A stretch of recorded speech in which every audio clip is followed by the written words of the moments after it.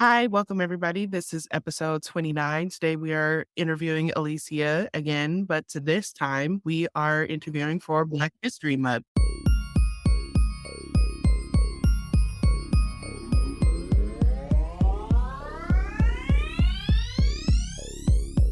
The material and information presented here is provided by lived experience youth and for general information purposes only. The views, thoughts, and opinions expressed are of the guests of our podcast own and do not represent the views, thoughts, and opinions of Youth Move. So I would like for you to introduce yourself and how did you get into this line of work that you do? I'm Elisia. I am an outreach worker for Chaffee County Department of Human Services. I got into this line of work because I was an AmeriCorps member for 2 years in Salida, Colorado. And after my AmeriCorps terms, I just kind of got involved with the county. So here I am. All right, so today we are going to be interviewing about, Black History Month. And so the first question that I have for you is what is Black History Month? Why is it so important? And what are some misunderstandings with Black History Month? So for me, and I feel like maybe other African Americans, they have a different view about what Black History Month means to them. But for me, Black History Month is a time to celebrate the contributions of Black people or like African Americans.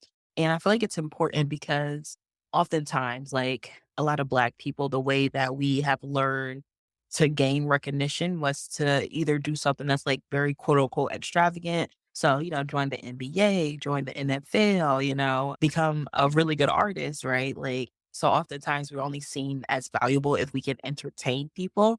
And I think Black History Month is important because it highlights how much Black people have done and what we have contributed to America, which is a lot.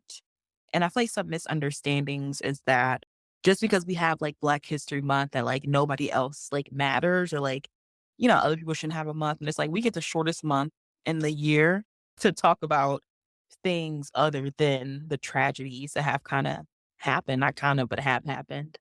Yeah, that is true. And it does kind of suck that we do have the shortest month. And then kind of going off of that, they will always tell us, like, well, in the leap years, you got 29. And it's like, what difference That's it make does it literally. make? Because it's just like you have given us the shortest month, which I'm like, they did it on purpose because it's just like, they're like, I Definitely guess was we could plot. give them whatever, and they were just Yeah. like, "Look, they'll deal with it, I guess." But, like, we also have integrated over the years, like, Juneteenth and stuff like that, Yeah. which I really feel like they shouldn't have made in a federal holiday because now that gives jobs the excuse to be like, "Oh, look, Black people, yay," but Yeah. not appropriate. But my Yeah. next question that I would be asking would be, with the resources going out to, like, homeless youth in regards to like backpacks, hats and beanies, things of that sort. Do you Yeah. think that they are equally distributed? I I would say no. I think a part of that one is access. And so in small towns, oftentimes it's about who you know and, who that person knows, right? And so, I wouldn't think so. And it's really hard to reach those youth because it requires more than just one person or a couple of people. It requires people who can identify with them and build up that trust. Because I think, as you and I both know, like youth are not going to ask from any walk of life, ethnicity, what have you, right? And even our marginalized youth, like they're not going to just ask people who work for DHS or people who are working in the county, yo, can I get some of this, some of what you got, right? Like it's all about relationship, even if they need it, right? Like Right. it doesn't happen like that. And I think a lot of our marginalized youth are just like disconnected from the adults that could help them. And not they are disconnected, but we are also disconnected.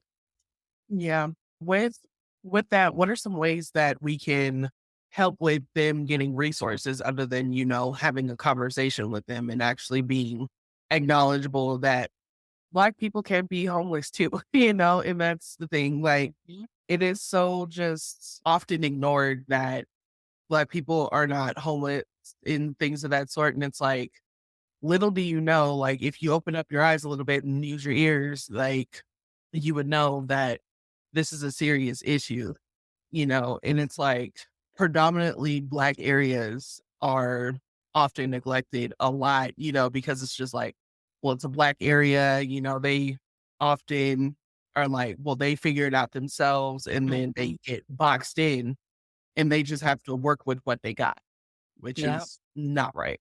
Yeah. My favorite like comeback to that argument is always like, yeah, we are definitely a resilient people.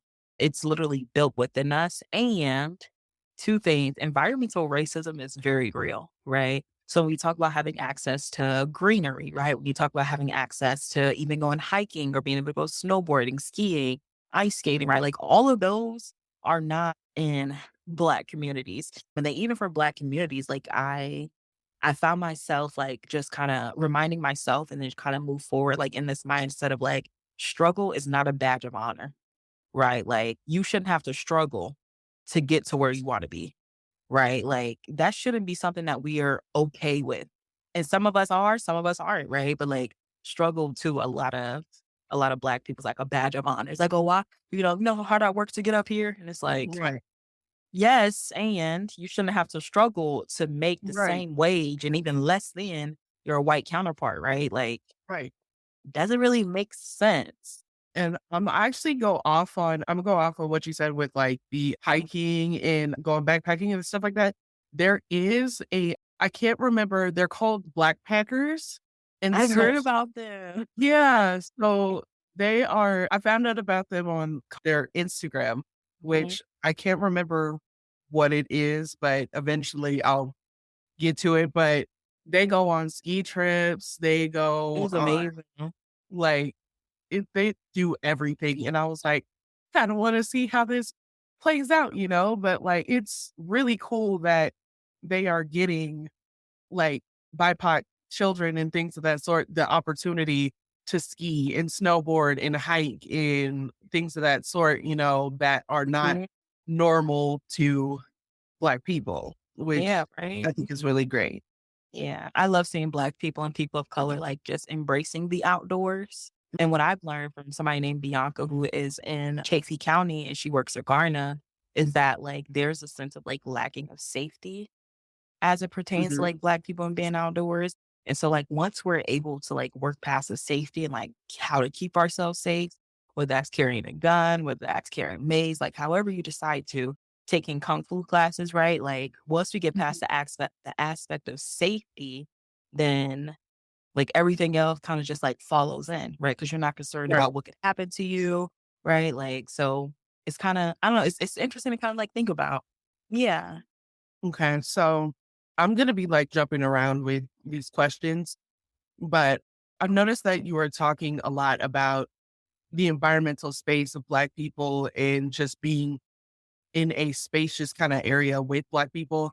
How is it like, how do you work in a white space? Because I've noticed that like nowadays it is a little difficult to be working in white spaces when you are Black because we have Black History Month, we got Juneteenth, anything that we are involving ourselves with Black people, it's kind of difficult. How do you navigate around that system and how can we get people of youth to navigate that situation when they are working in white spaces?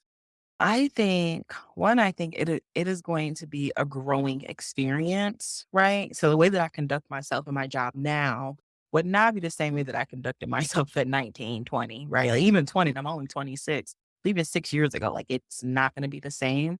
I think the way to navigate and how to work in white spaces is to one, to understand and I feel like that component is, like, not talked about enough. And I don't mean understand that, like, you're a Black person working in this white space, but also, like, what does it mean for you to be a Black person working in this white space? Because oftentimes we feel like when we enter these spaces that we have to, do stuff for Black History Month, like, we have to call attention to certain things. And some people can, and I find myself where I'm the latter, like, I would rather bring attention to certain things and, right, like, it's not our job when we enter these spaces to, point out everything that's oppressive about the space that we're working in, Right. right? Like, it's not our job to come in and be, Black Panther, right? It's like y'all were Mhm. functioning before we got here. Y'all gonna function when I'm here, and y'all gonna function when I leave. Right. So Right. like one is like know who you are in the sense of like when I am going into my job, there are certain instances where I will code switch. So I'll switch between African American vernacular English, so AAVE, and then I'll talk more quote unquote like proper. And then there are spaces where I don't code switch. But not code switching to me is a level of safety, right? Right. So one, know who you are, right? Understand what it means for you to be in that space, right? And always trust your gut. Like always trust your gut. If something doesn't sit right with you, like lean into that and trust that. And so, yeah, like I think for youth, my advice would be to, and this is going to sound wild even as I'm saying it, but working in certain spaces, like this is what I have had to learn. The way that we talk to each other, even as youth, right? It's not the same way you can talk to the adults, right? Right. Because when I talk to some of my youth, like I do code switch. I code switch very often, right?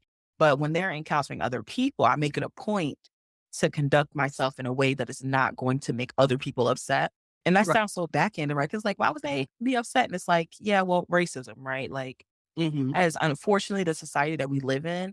And if you don't know who you are, you enter into this space, you do something that I call like you assimilate, right? Because when you assimilate and you kind of cling to the status quo, that's an aspect of safety, right? Like Right. if I don't make myself a target, then nobody's gonna come for me, right? So yeah, that was a long-winded answer. I want to know kind of like what I just want to know like what are your thoughts like as a youth or as like just like a younger person navigating those spaces? Okay. So this is going to open up a whole little can of worms because I have for the longest time have thought about writing a book about being in a white space versus being in a black space. Because Mm, I've actually experienced being at a predominantly black school versus mm, being at a predominantly white school. Two totally different aspects. And so for yeah. me, it was a lot of code switching. Mm, But eventually over the years, I was like, I don't want to do this. I don't want to do this. You can't make me. I'm a yeah. select, and so it bothered my like white classmates a lot Mhm. because when I remember this one time in class, we were paying attention, which trigger warning, by the way, we were looking at like black people getting lynched, getting burned, Mhm. and whatchamacallit, the white people are just like, having a picnic, Mm, which I explained to my class what picnic was. right. And they were just like, I can't do this. I can't. It's traumatizing. I'm like, I literally stood up in front of my class and I was like, this is our history. This is what we got going on. And it unfortunately still happens, and Mhm. so they were just like, "Oh my god, I'm so sorry," and, the white guilt and things of that sort. Mhm. Pause. Nope, we're not doing that, and it's just like the acknowledgement is more than enough, but, we're still working on that. So being in like working wise, it's a little difficult because for me, somebody could be like, "Oh, that's ghetto," or "That's ratchet," and I'm like, "Yo, can we not? Can we not do that?" Like, actually, yesterday with, my second job, I had a small child, he was white. He told me and my, black supervisor that his brother is racist and he hates black people, and I was Oh, like, wow. "Okay." So, Wow. I was really uncomfortable. I'm still uncomfy because I don't know how to sit with it. And so I've been trying to like I told my mom about it and she was like, "That is so inappropriate." And she was like, "Is your supervisor going to talk to them about that?" And I'm like, Right. "Don't know." But I'm sitting in this space like, "Okay." So now I don't feel comfortable. And it's like this is strike two with my second job. So it's just like, what do I do now? Yeah, I would lean on your supervisor. And I feel like we see this like often with like people who are of the same race, right? When they get into certain spaces, some people are willing to confront things, and some people are just like, I that's Right. not a conversation that I want to have. And everybody has a right to deal with discrimination and oppressive situations however they see fit. choice is very important in that regard. Mhm. And, right, like when you pick up the role as a supervisor, right, like you have a duty to the person that you hired. And a part of Right. that is like safety, right? And not putting you in situations that, could hurt you potentially. And so, yeah, I don't know. I would like lean on a supervisor. Yeah, I feel like in the instance where like my supervisor is present in that situation or something doesn't sit right with me, like I lean on my leadership because it's like I don't think it's my job to walk around holding this. And I don't think it's my job to confront it. I feel like now, since we're on strike two, this needs to be a higher up conversation. Yeah. Yeah. I don't know. It's crazy because it's just like, I don't know. Over the years, I'm the one that stands up with the Hmm. situation. It's so it's just been instances where I have been like, what about the black people? You know? Hmm.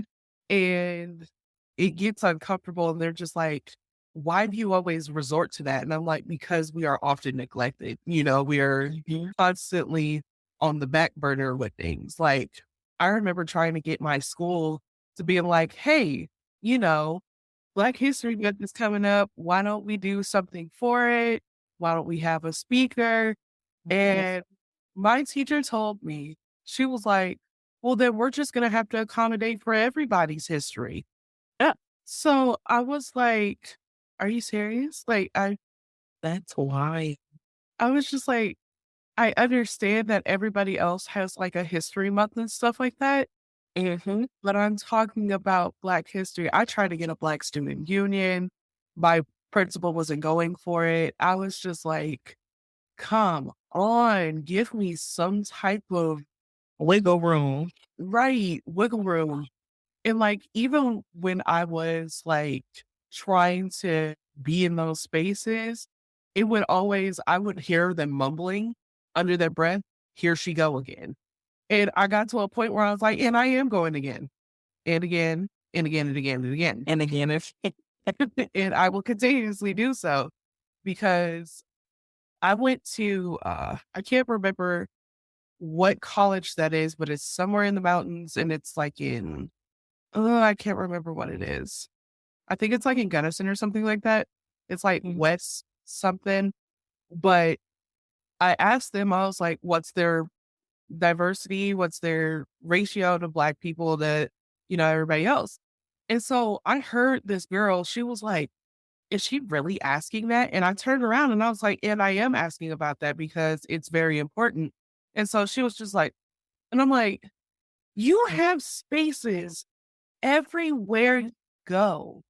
yeah, Everywhere you go, whether it's makeup, whether it's, you know fitness. right, fitness, Mhm. everything. It is right there for you in your face. Yeah, I have to circle around for things, or you know even create it. exactly, or even create it. And, like, with this whole situation on TikTok, they were complaining about the Juvia's Place, like, blush. I seen And I was like, "That's not for you," facts. hyperpigmentated for Black people? And so it's just like, you guys have to understand that, like, not everything is for you. I think Mhm. that's another thing that we need to take away when it comes to Black History Month. It's not about you. Yeah, it's not for you. And white people don't go around telling black people happy Black History Month. Yeah, I honestly It's not appropriate. I don't know how to feel about that because, So like, not appropriate. it literally, when you come up to me and be like, "Oh, so what are you doing for Black History Month?" Like, you don't see me coming up to a Hispanic person and being like, "So what you doing for Cinco de Mayo?" Like, it's not appropriate. Come on now. So, another question that would kinda help us with, like, assumptions and stuff like that for the general population, how can we destigmatize the Black community to improve the assumptions for the general population? I think the answer to that is always gonna be connection. I feel like it's hard to have a certain disdain if you are connected with somebody, right? Like, because even in my work, like as an AmeriCorps member, like I at the elementary school that I was teaching at, I'm gonna probably be those kids' first and only black teacher, right? But in that, we learned about one is that like when they interact with another black person, like, oh yeah, I had a teacher that was black and she wasn't how people are saying black people are or brown people is what my kids are calling me, right? Like, Mm. and so part of that I think is connection and like have humility. Like I think when people hear humility, they're like, "Oh, I don't want to be humiliated. That's a hit to my ego," right? And it's like, no, Right. humility is saying that like I don't know everything. Can you teach me? Right? And even not even that, not even can you teach me? It's like, can you teach me? And right, like I'm gonna do my own research, right? Like it's that aspect of accountability, right? Because Right. also not like if I have white friends, I don't want them coming to me and asking, how can I be a better ally to black people? And it's like, I can't give you an answer for everybody. Right. I can't make an answer that is gonna appease every black person that you meet, right? It's all relational based. And the more you have connection, the more you can start to destigmatize that for yourself, right? That's what I had to do when I came out to Salida and like after George Floyd during COVID, like during that whole thing, I had just a certain disdain towards white people. And really a part of that is like historical and generational trauma that we have seen as black people and I was just like, yeah, like I can't be a social worker and still like every time I look at a white person, they're gonna harm me. Right. And it's also about like having discernment, right? So not every white person is gonna harm me. Right. Right. Like as crazy as that sounds, and it sounds crazy. You're like, what do you mean as a black person, not every white person gonna harm you? Right. Like, but that is thinking that took a while to obtain. And it happened because I developed relationships with white people. And so when I came out here, that's the reason I came out here. I'm like, I need to confront my biases. Like, I know what my biases are. Like, now I need to confront them. And in doing so, right, like I made genuine and everlasting connections with white people.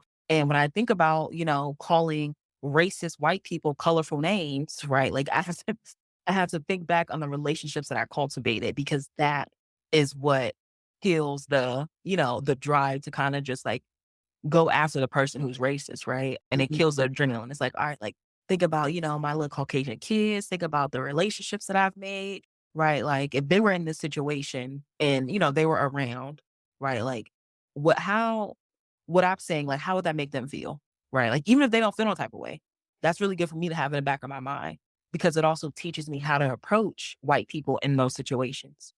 Right. Uh, and so, yeah, but all of that is just like it's experience. Like those are things that I had to learn. And right, not everybody's gonna be like me or be like you. Some people, and rightfully so, some black people prefer to stay in black spaces. And that is their right. And it is completely understandable. Right. Like, so I just thought of a random question. How do you feel about white people, I'm gonna say, infiltrating black spaces? as somebody who went to an HBCU and is a part of a sorority, a historically black sorority, Zeta Phi Beta sorority Okay. incorporated. Yeah, I am a firm believer in that there are black spaces that should just be held for black people Right. because when I left my HBCU, I didn't go out into a black world, No. but I went to that school and became very pro black. Was Right. very for the people, right? Like, and so I think that if there are spaces that are designated to black people to foster the community, right? And to have a shared experience together, right? And I don't mean like we're all different people and we have different experience. No, when you go to the HBCU, yeah, you have like different things. But when it comes to like, going to basketball games or going to like Greek shows or anything like that, like there is a sense of community that Mm. is there that when white people come in, you looking at them like, this space does not belong to you, Right. right? And so I'm a firm believer that certain spaces are designated and were created and should remain only black spaces, period. That is the bottom line. Yeah, because I don't know. It seems like, I don't know, for a very long time, I've noticed that when black people create a space Mm. for black people, it gets to that point of, well, what about us? They did it to Rihanna with her makeup for many, many Mhm. years, and Yeah. they still do it, and it's just like also with like I've noticed that we have a lot of food pantries and I know they're like black owned and stuff like that, and they were for black people. they also were like, well, what about white people? And it's just Mm, like, once again, me reverting back to what we were talking about previous too, you have all the resources that you need, and it's like, why go back and forth trying to figure out what this space is for you when you can go down the street, you can go to Care and Share, and mhm, get resources. You can go yeah, to the shelters and be safe and mhm, be in that space and stuff like that. So it's like, how is it fair that we can make our own spaces, but we have to accommodate yep. for everybody else? I think But that's a good point. What were you gonna say? I like you had a oh, point. no, I was gonna say, like, what was the point of us accommodating for you guys when you have all the resources when you're not going to accommodate for us? This is a tit for tat kind of situation. Yep. And I think to that point, I feel like when it comes to poor white people, right? Like oftentimes they're in more of our neighborhoods or they're in certain aspects where it's like, all right, well, those are the white people who are, poor, right? Like they're in poverty. And I think something that I learned that kind of like didn't really shift my perspective, but it helped me kind of gain just like a bigger understanding was that when they initially wanted to pit, right, race versus race, white versus black, right? They basically brought in all the poor white people and were like, hey, you're like us, right? So you give them a Yeah. little bit, right? You give them more than they had. So in their minds, now they're better than black people, right? Because like, well, now I'm white and I can access certain things, right? And so I think a part of that too is just like a victim mindset, right? So when they see that, they go to their resources are tapped out, right? Or if they go and, they're, just not nice or whatever the case may be, right? Like Mhm. it's almost like well, now I have to go to these black spaces, right? And take their resources, right? Because I was acting a fool in the other food bank. Or I was doing something I had no business in the other spaces that I were in.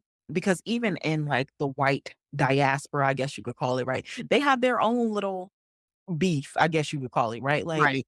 when it comes to rich white people and poor white people, like there is no connection there, except they're Right. both white. But then you have to think about ism, right? Classism. It's like I think it's Right. interesting because I think you make a good point. It's just like they have the ability to access these resources, but when they are, not being the best people and their access to those resources are denied, they come and take from other places, right? And I think Right. that also just speaks to like the the has like black people just being more hospitable, Mhm. even when we shouldn't be, even when we should gatekeep. Right? There are certain spaces where they don't gatekeep. They're very Um, hospitable, right? And that is also, I feel like, a learned behavior. it is. Why do we feel the need to accommodate people who are considered the majority? And I've Right? honestly Like, done that with a lot of people.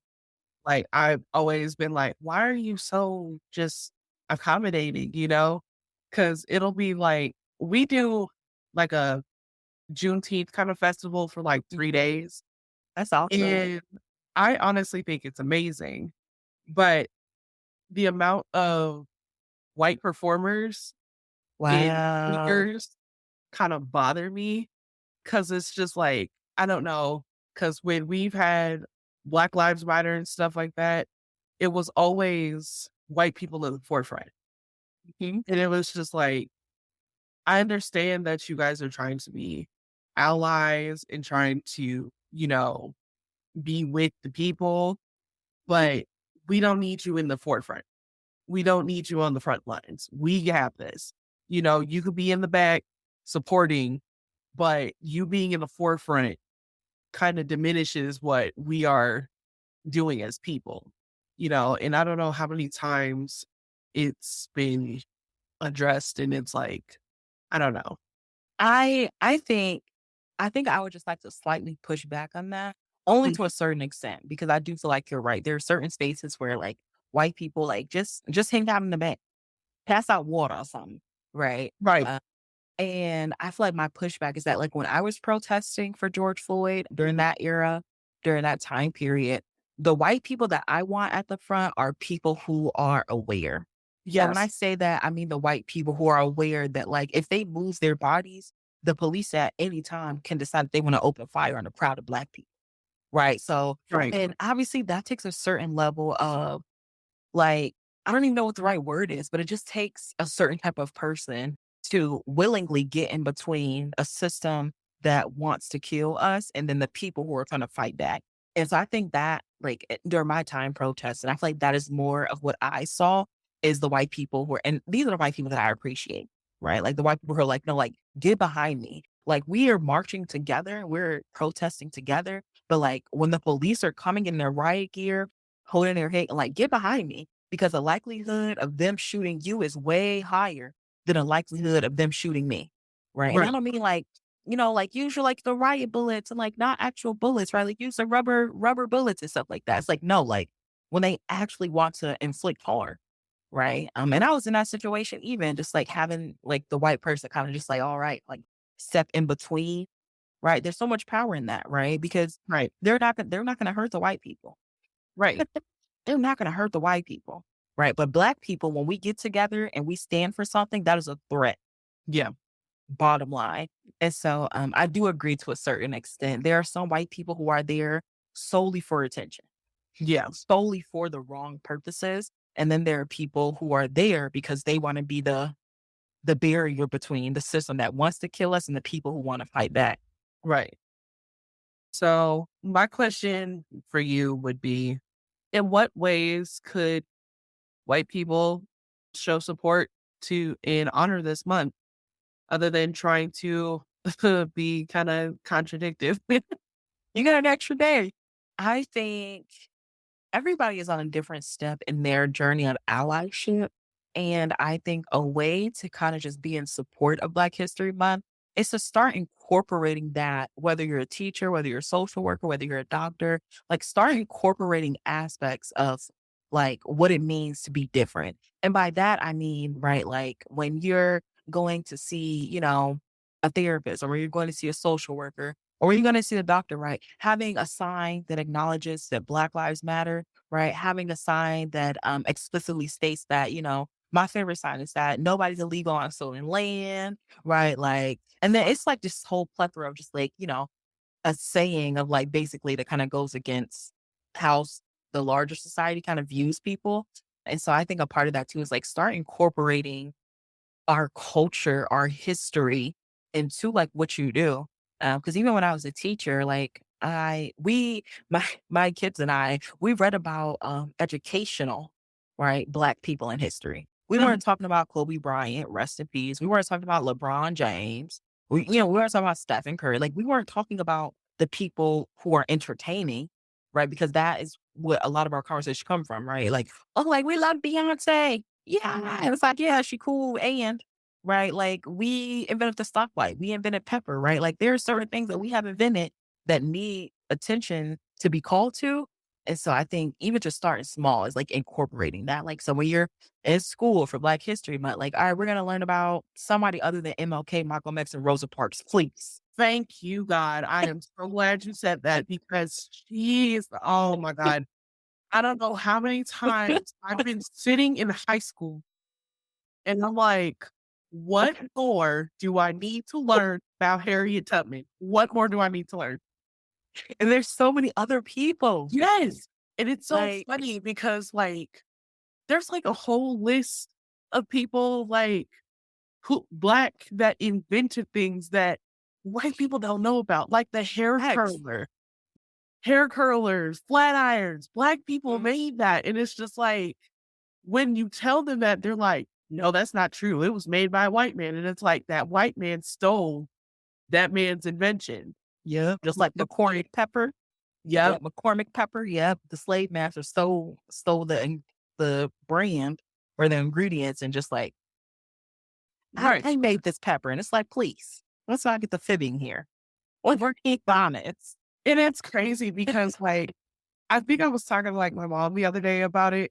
She was like, they always want to like culture vulture something. My mom Hmm. calls it culture vulture because then it cracks me up. But she'll like they'll take something and be like, I invented it. This is ours. And we'll be Hmm. like, okay, Christopher Columbus, and it's just like it's been here before. It's been done. And I've noticed that with like fashion and things of that sort, like Yeah. super braids, those are cornrows, baby. That Facts. oh my God, when they pulled what is his name? Travis Kelsey or something like that? Yes. Yeah, they're saying that he invented this haircut is popular. It's like, no, that is a fade That made is a black men fade. for black men. Like, what are we talking about? Exactly. What are you FUBU talking about? for us And by us. I will say, I will appreciate Travis Kelsey saying, I ain't make this. Facts. This is called a fade, you know? Facts. But one thing that I'm like also starting to appreciate, which I'm side eyeing Taylor Swift for her swag, sir, but they did start doing in articles letting them know what a swag surf is, who invented it, who started it. So I'm like, I appreciate that we are acknowledging where it came from, but can we not have Taylor Swift galvanize Facts. the swag surf? And I think even to that point, it's like if I have to explain what something is and it's not for you, you can go to most black people who grew up in urban and inner cities and like, yo, the swag circuit, that is a universal thing for Right, us. That is a communication for even at my HBCU, like we would swag surf in the stands, right? Like right, that's not if I have to explain something to you, then it's not for you, right? Like right, uh, uh. right. And that's the thing too, like over the years of me, just being black, I've always had to consistently explain what it is that I'm doing with my hair, with Mhm, my jewelry, what like things of that sort. Cause I was the black girl that did my hair every 2 weeks and mhm. changed it up. And it made me uncomfortable when my teachers were like, what's with the new hair? And I'm like, I'm black and I wanted it something different. Okay, literally. And it's just like, there's a way that you can go about, which that's a whole nother topic. Facts. You can compliment black people without the microaggressions. Exactly. Or 'Cause just shut up. yeah, yeah, or just Just gaze be from outside. quiet. Yeah, I like your hair today. Right. That And that leave it, and leave it at that. please. A period, not a comma. Right. Not a comma, not a semicolon. No. Literally, we're not continuing the conversation. We're No. we're stopping. Like, cause I don't know how many times I have cause I myself, I like to do the boho chic, I'm all about that. And every time when I'm like out of work and in my boho chic, they're like, oh, this is just so hippie and so just, and I'm like, stop. Just say, I like your outfit. And keep Keep it pushing. pushing. Right. Or my Keep favorite is like, I love that you can pull it off. Like I can't pull nothing like that off. Like I can't pull that off. So you look amazing. Like that's my favorite comment because I'm not probing. I'm not sitting here saying like, that's an interesting look. It's like, no, like you are rocking that. Me personally, I can't even put that on. And I love anytime I find someone with different style. I'm like, bro, like you are like, you look freaking amazing. And right. it's like, I got my own style, obviously. It's like, but I love seeing other people in their style, but then also like complimenting them in a way that's not like punitive, right? Right. That's like, oh, I don't know why you're dressing like that. It's like, no, like some people can pull some things off and some people can't. I'm one of Right. those people that can't, right? Like, and I don't know, I'm letting you know, like you look amazing, but me, I wish I could. If I Right. could, I'd ask what you got. Oh, I'm you thinking like you. yeah, like I'm trying to be locked in. I need to know. Give me the Right. details, the I need to prices, get on right? that Like Zoom. literally, please, let's connect. What are we doing? Right. But yeah, like it's a lot of micro. Even when I like comb my locks out, right? Like I Mhm. wore my natural hair for a while, and one of my not really a coworker, but I was in a meeting, and this lady walked in. She's like, "Oh my god, your hair!" Like kind of just made like this really big deal about it. Mhm. She's like, "What happened to your hair?" And I was like, "I just comb my locks out." Like I just combed my locks out. She's like, "Well, I like the natural better." And I'm like, "Well, it'll be in braids by next week." Right. And that it is right now. Like I'm not, but in doing it, they don't even realize that that's a microaggression. Like, why do you feel so comfortable to, we're in a meeting talking about other things and Right. clients. Why do you feel the need to talk? Why is my hair the topic of the conversation? Shut up. Respectfully. And I don't tell them shut up. I laugh. I'll get, not even laugh. I be like very uncomfortable. I'm Mhm. very uncomfortable. But they don't even recognize when you're uncomfortable, which is the Right, real crazy part.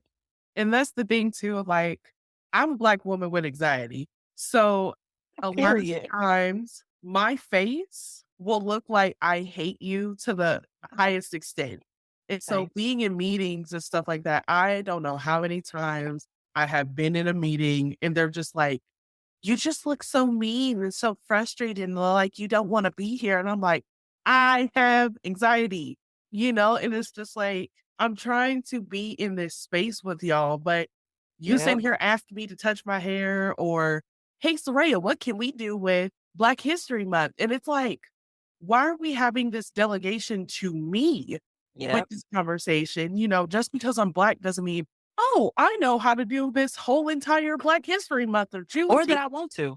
Or right, nor do I Like, want to, and it's just like, why do I have to be in that space to, be the galvanizer of the Black history?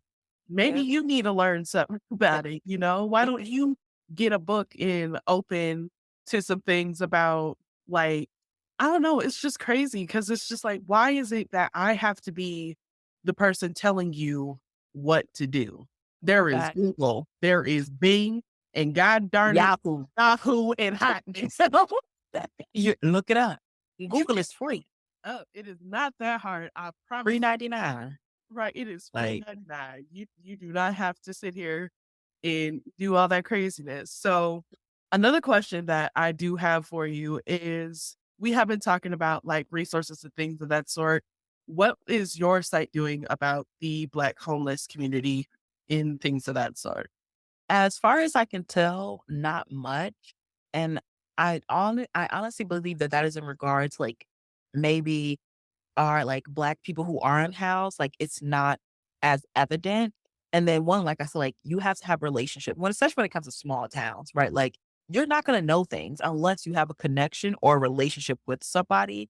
So as far as like we know, as far as not even we, as far as I am aware, there's one Black homeless man. But outside of that, right, like I can't tell you where the Black homeless youth are. And not that there aren't any, Right, not that there aren't any. And, right, like there has to be some type of connection, right? Because I don't go into the schools, right, right? And so it's it's the disconnection. And so I would like to say, like, I wish we could be doing more. I wish that there wasn't, I don't know, I can't really say I wish there wasn't like a disconnection because like they're out there, right? Like mhm, for whatever reason, we're just not crossing paths. And honestly, if I was a homeless Black teen, I don't know if I would want to cross paths with DHS either, right, or any type of system, right? Like I would rather fend for myself, right, right? Like, and so I'm sure that out there it's just not as evident, which sucks because there are other youth who like they need help, they need resources, they need connection. But there's just like this piece missing in the middle from us to them or me to them as an outreach worker. So yeah. okay. So, we have talked about a lot. We I could I could go on and on about these conversations and things of that sort. I guess my last question would be, how can we raise awareness in the community of history, progress, of all the inequality that has happened without re-traumatizing the new generations, which I unfortunately think that's not going to happen. Yeah, I don't think that's possible. And a part of me says that because even when I learned about slavery and Jim Crow and things like that in school, right? Like that is the oppressor telling the story. So Right. as I got older and, I grew up and I, just started becoming more aware of like the world and like what's going on, that's when I started to learn more and more about the atrocities, right? Like not the baseline, what we all know, but, trigger warning, obviously, but like, using Black people to make chairs and using the hairs like the stuffing in the chairs or using Black people to make leather shoes, right? Like there are certain things that I didn't learn until I got old enough. And so I don't think there's a way to retell our history without inflicting some type of trauma. And that trauma is stored in our DNA. Right. So whether we like it or not, like the trauma still sits within our in our bodies, within our genetic makeup. I think that what we should do more of is anytime we're talking about atrocities, also talk about the successes, Absolutely. right? Like talk more about what we stood for, right? Like talk more about how we advocated for certain things, right? So like if we're going to talk about the atrocities, let's also talk about the greatness that is Black people, like period. Honestly. And it's just like, that was the other thing that I've noticed with like being Black and also being in a white school. Once again, I we were always talking about the atrocities, it was Mhm. just like bad thing after bad thing after bad thing after Yeah, bad thing. And I'm just like, well, I want to talk about how, you know, Black people did great things for the community. facts. And it's not like no hate to Beyonce. We don't need to mention about Beyonce's success, like, which it's a good thing, but like learning about the inventions that they made or when, just anything in general to Yeah. be a good thing or It's celebrating that we do like TED Talks and selling books and things of that sort. That needs to be praised more. Mhm. Yeah. And I agree. Even to your point, it's like Map CJ Walker was like the first millionaire, billionaire for Black people. Like in her time when she was doing her hair care products, like she became like a millionaire. And her products are still sold in Walmart. Yep. Right. It's like, why not? Why are we learning about that? Because I got some little pomade from her that like it's like a castor. It's like a Mm. well, when you rub it into your hands, it turns to like an oil. Like you gotta like heat it Ooh, up and you get the child. Amazing. Good, a that's really good product. that sound real nice. Like, It you is. know, Like, mhm. another question that I have is how can we break free from the colorism that Black people deal with? Because I know it originally started with white people, but how can we as Black people get out of that stigmatization of colorism? Because it's very frustrating trying to be in a Black space and they're like, well, you too dark, Curry, you too Mhm. light skin. And it's just like, we're Black people and we beautiful. So, like, Yeah. no. Honestly, I wish I had the answer. I don't have the answer because this is not just an African American problem. Like this Right. is across the diaspora, right? Right. Like this is a very widespread issue. And even kind of like as I like, because I reflected on myself about like even me like having just like a colorist mindset. And it sounds weird because like, am I a colorist? Like, I don't think I am. But in the summertime when I get extremely dark, because like obviously being out in the sun and stuff, it's like, dang, like I'm dark. Right. Like Mhm. not that I take problem with it, but it's like, damn, right. Dang, Right. excuse my language. But it's like, dang, like shucks, right? So even then, like it's still ingrained in us one way or another, right? Because when I see somebody that's mixed, I'm like, I don't know what you mix with, but you can't be full Black, Right. right? Like so even subconsciously, right? There's certain times where I'm just like, I know you mixed with something because you're not white. Right. But I also know that you ain't fully Black. So what is it? And it's usually people who are what? Lighter complected. I mean, Mhm. even if their hair texture looks different, I'm like, and not that, Black people can't have curly hair and things like that. But it's like it's rooted within just like how I think about the world. And I'm sure other people may or may not have similar experiences where when you see a light skinned person, you like, I know you light skinned, but what kind of light skin are you? Which sounds so crazy. It's like, what do you mean Right. kind of light skin? It's like, are you Black and white? Right. Are you like Hispanic and like African? Like what is your ethnic makeup, Right. right? And I think that's just the whole that's just a it's also a me problem. And I think that's just like a diaspora thing, right? Like where we wanna nitpick about like, all right, well, like I know that we kinfolk, but all kinfolk ain't skinfolk. So it's like, Exactly. which one are you? Right. And maybe that part of that is for safety. It's It just is. like I need to know if we cool or if you be letting your white friend say the N word. Right. That's the other thing too. Black people, stop trying to have your white friends say the N-word. It's not appropriate in any Period. shape, fashion, or form. And no, they can't come to the cookout. No. I don't know how many times we have to say that. And just because they got no rhythm don't mean they belong at the cookout. Thank you. Facts. Facts. That could not be more true. I Thanks. don't know. I don't know. Do you have any more questions for me as a youth? Or Um, I mean, I mean, I guess one thing I'm curious about is like, how do you navigate colorism or like texturism? Like, do you find yourself on a spectrum where you like, what kind of kinfolk or skinfolk are you? Or do you more kind of like confront that and just like, kind of like you say, like, we're all black, we're all beautiful, and we're all part of this amazing diaspora. Like, I just want to know, like, what are your thought patterns kind of like behind that? For me, since like I mentioned before that I got anxiety, I let other people talk, you know? And so if I hear like African American vernacular English, then I'm like, oh, cool, we talk, we have conversations. Kinfolk. We can do that, but like if they're in that space, like, talking proper, I'm putting air quotes on that because it's, ugh, I don't know how many times I have been talking to our, our people and they'd be like, you talk white. No, I Yeah. just speak proper English and I feel like you should do, I'm you just enunciating. right? I'm just enunciating. That's it. Yeah. Nothing else. But I always let other people talk. And I think that's part of my problem as well, because I wait for them to have a response. Mhm. And I feel like they wait for me to have a response. So we be having like a Texas standoff, like, Yeah. Everybody waiting. pull your move. So for me, I feel like it's inappropriate for me to do, but I will ask them, I'm like, hey, are you black or like, what are you mixed with? So that's how I do things. Yeah. And it just seems like inappropriate for me because it's just like, why does that matter? you know, Right.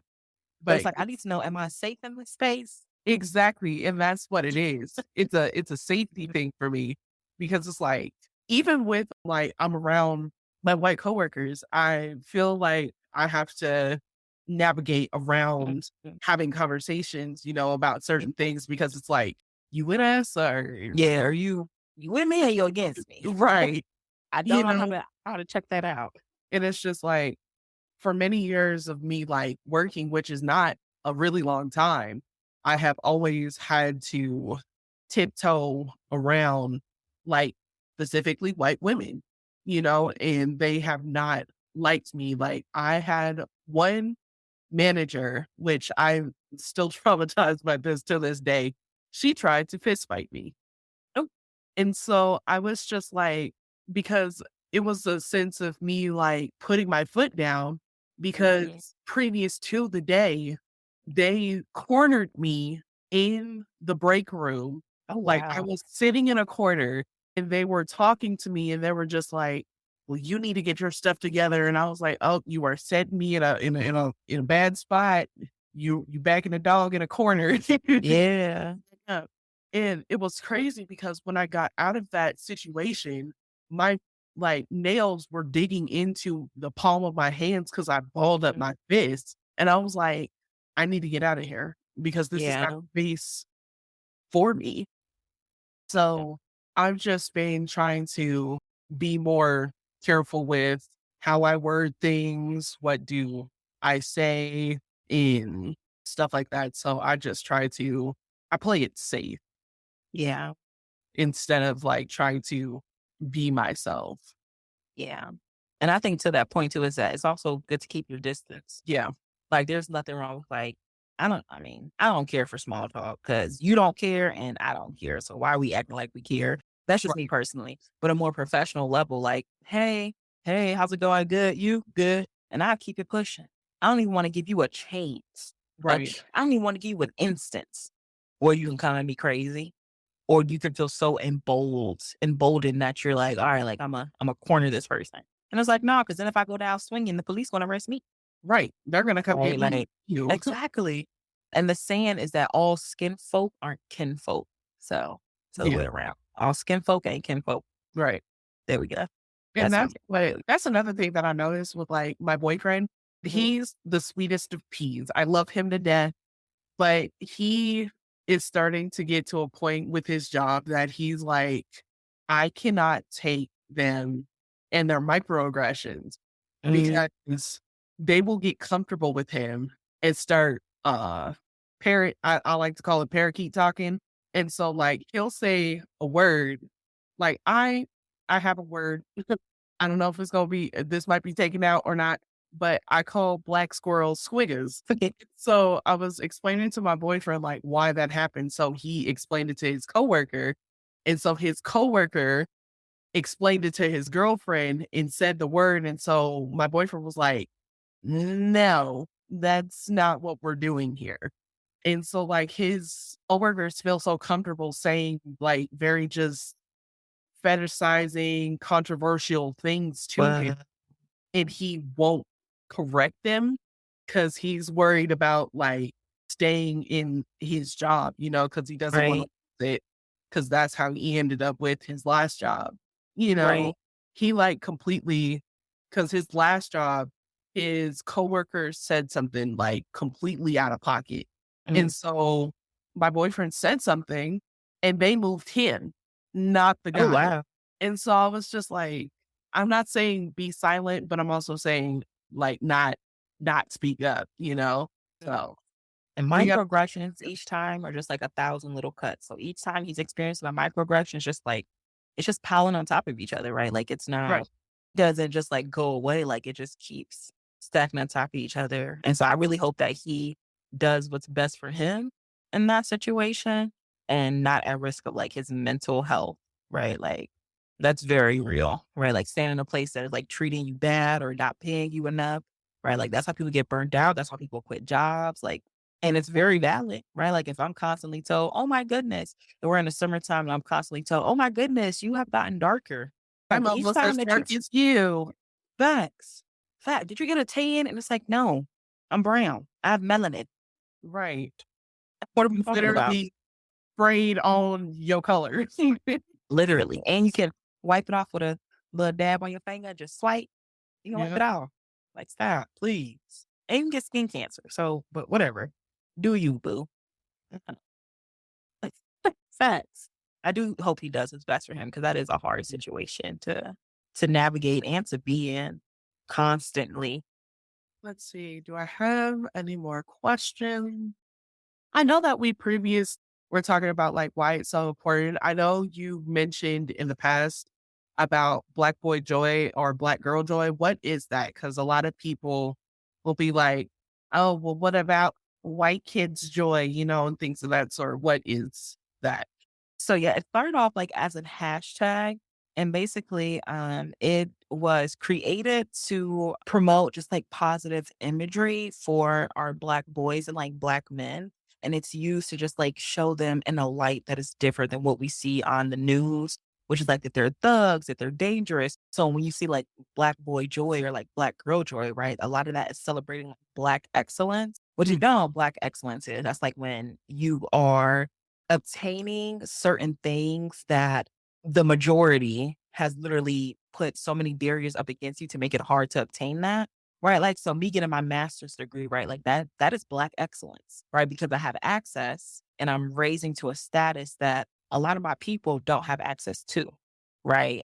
And so when we talk about black boy joy, it's really just a way to combat the negative imagery that is placed publicly as opposed to just like, oh, well, let's acknowledge the all the black doctors who have graduated from Harvard, right? Like, let's start acknowledging the excellence that comes with being black and having access to the world just like everybody else does. Well, the majority does. all right. Well, we have talked a lot about pretty much everything that we could get our hands on. What are some takeaways for this so we could kind of, wrap up like a general consensus of this podcast? I think some takeaways would be that when we talk about Black people, stop, or African Americans, stop just talking about the atrocities. Talk about the excellence, talk about the Black excellence. And two is that everybody is on a different path to allyship. And that looks different to everybody, right? Like, so figure out like what type of ally you want to be, or even if you want to be one. And for my Black people, like know who you are when you're entering oppressive spaces. Because if you don't know who you are, you will assimilate because there's nothing left for you to do. Right. And yeah, just like continue to persevere and be resilient. And struggle is not a badge of honor, period. Bottom line. All right. Well, thank you for interviewing with me Thank about Black you. Month. I appreciate it. I hope that this wasn't a space where it was just like, we have to deal with this, you know? Yeah. But I think this will conclude our podcast. And I thank everybody for listening and have a wonderful day, night, or wherever you're at listening to this and enjoy your day. Thank you.